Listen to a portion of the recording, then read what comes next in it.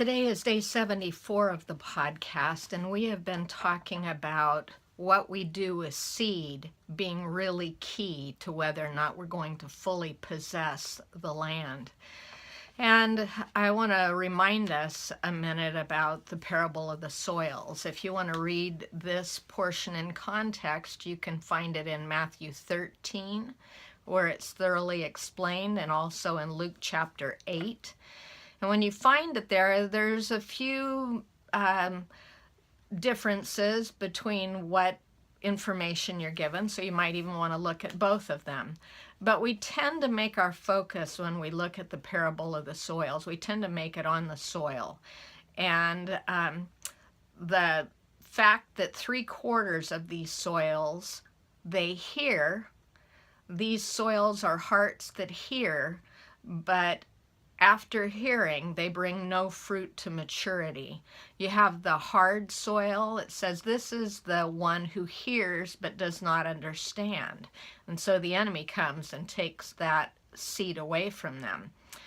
You have the rocky soil, and this is the one that has no firm root. It can spring up quickly from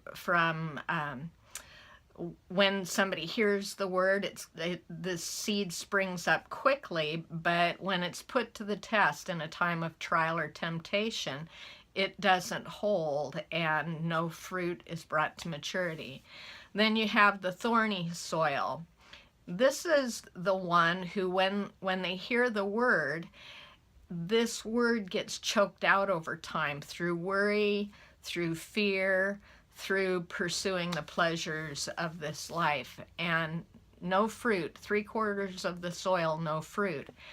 But the good soil, we don't pay that much attention to that one. We figure it's good soil and it does its, it's going to produce something.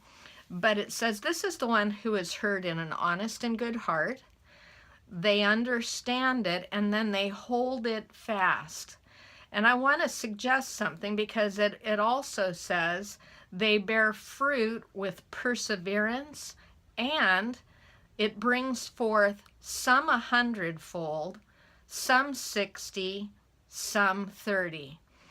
I think we read this as though it were a one-time event. Maybe one time you got really good seed and it worked out, it's good in you, and it really produced a lot of fruit that time. But what if we approach this a little bit different, with the idea of God giving us promises and truth and making His Word alive to us?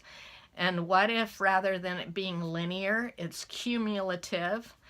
And what if the key to multiplication of the seed in the good soil is remembering and then activating each time we remember, which also can affect others.